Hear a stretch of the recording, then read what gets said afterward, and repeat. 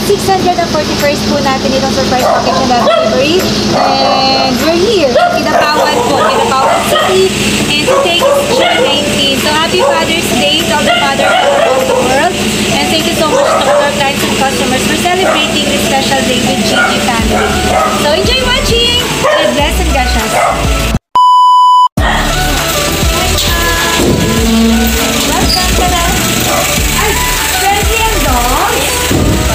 Hello, dog. Hi. Di pa na hello.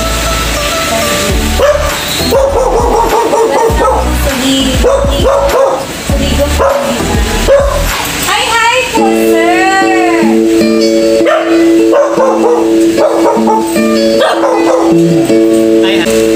You gave my life. So surprise po, sir. Meron tayong pansit dito. All the way from Gang to Kinapawan City. We are here to give you a pleasant surprise, sir. Anong name ni Sir Mark? Sir Mark, for your beloved wife, Ma'am. Ma'am Myla. Sige, sir. Thank you. And may all your wishes and all your prayers po be granted by the Lord God. So here we go. Amen. June 19 today. We have here 2 love notes for you. Dearest Papa, salamat po sa iyong pag-aalaga at pagsuporta sa amin. Kahit makulit kami. Wish ko po na mag-iingat kayong palagi and sana yung good health po kayo sa araw-araw. And sana maramdaman po ninyo yung aming pagmamahal sa inyo ng family po natin. We love you so much, Papa. Love, Kuya MJ. Love you. Saan si Kuya MJ? Ayan. Dito ka, Kuya. Dito kay Papa. Nilalabanan ni Papa ang kanyang emotion na hindi siya maiyak or mga tears of joy. Diyan muna si Kuya. Meron po tayong love letter na isa. Dearest Papa Mark, Happy Father's Day, Papa. Salamat po sa pag-alaga at sa pag-guide po ninyo sa amin. Kahit na may pagkakamali po kami paminsan-minsan yan, nandyan po kayo na tinatama ang aming pagkakamali. We thank God na na-bless po kami na kayo ang aming naging Papa or Ama. We love you so much po, Papa, from the bottom of our hearts. And always take good care of yourself. God bless you always. Love, Nining Sofia. Love you. Dito si Ate Kami sa Nining. makap. Okay na. So, pakikinggan natin ngayon ang response ni Papa sa kanyang dalawang mga anak. Tatlo. Hindi ko maka-love letter si baby eh. So, si Ate Sofia muna, si Kuya MJ. Thank you sa surprise. Surprise talaga. Akala ko talaga sa kapitbahay at love you po. And lagi kayong pakabait at maging responsable sa bata. At sa paglaki, sana maging successful ang mga buhay. Love you. Give Papa a warm hug and kiss, MJ.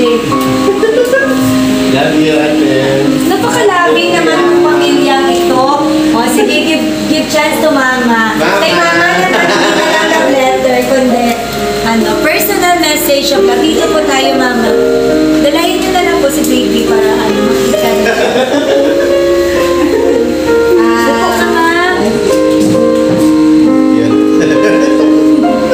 Hey, Papa, ano ko palagi sa kanya, nag-pray ko na bigyan siya ni Lord palagi. And ano na yung desire ng heart niya is bless po ni Lord at Lord sa pagbigay.